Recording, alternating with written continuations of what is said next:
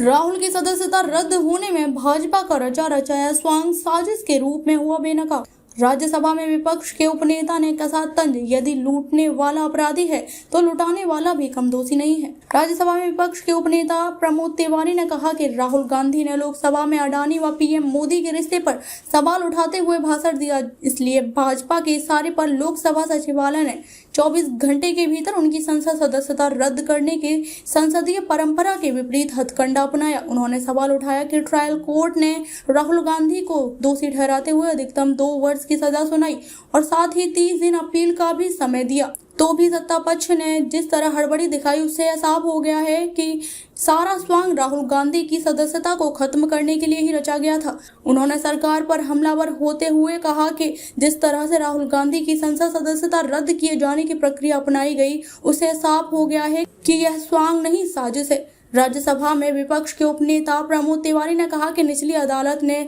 फिर से सुनवाई शुरू होती है और मात्र 18 तारीखों में केस खत्म हो जाता है तथा आदेश भी हो जाता है। ऐसे में बकौल प्रमोद तिवारी अडानी ने लूट से घबराई बीजेपी हुकूमत लोकसभा सचिवालय की अधिसूचना जारी होते ही राहुल गांधी को घर भी खाली कराने का आदेश देने में तनिक भी देर नहीं कर सकी। शुक्रवार को यहां मीडिया प्रभारी ज्ञान प्रकाश शुक्ल के हवाले से जारी बयान में श्री तिवारी ने एक सवाल दागा कि सरकार यह भी बताए कि आखिर अडानी की सेल कंपनियों में 20,000 करोड़ रुपए की इतनी बड़ी धनराशि तब कहां से आई, जब यह भी सवाल उठ रहा है कि डिफेंस फील्ड में काम कर रही इन कंपनियों में एक चीनी नागरिक भी शामिल है। उपनेता विपक्ष प्रमोद ने कहा कि विपक्ष के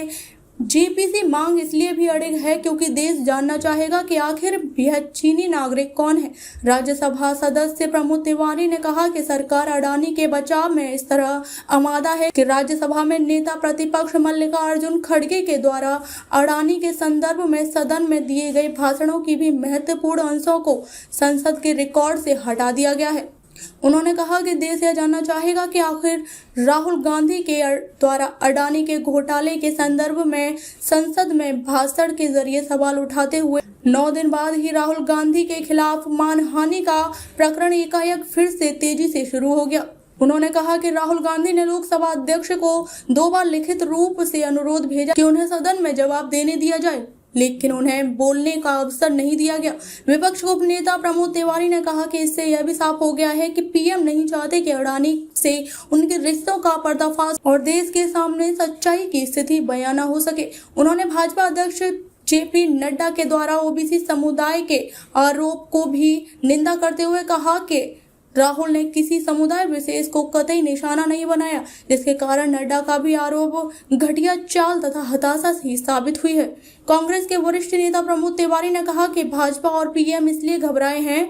कि उन्हें देश को यह जवाब देते अब नहीं बन रहा है कि यह सरकार देश की अर्थव्यवस्था को खोखला करने वाले भगोड़ों को आखिर बचा क्यों रही है। उन्होंने कहा कि महंगाई व बेरोजगारी तथा सामाजिक असमानता और संस्थान पर कब्जा किए जाने के मुद्दों को कांग्रेस निडर होकर उठाती रहेगी। श्री तिवारी ने बलपूर्वक कहा कि मोदी सरकार चोरों व घोटालेबाजों का पर्दाफाश करने के लिए ही राहुल गांधी पर निशाना साध रही है। कांग्रेस नेता ने कहा कि पार्टी लोकतांत्रिक ढंग से इन मुद्दों पर संघर्ष करेगी और जीत हासिल करके रहेगी।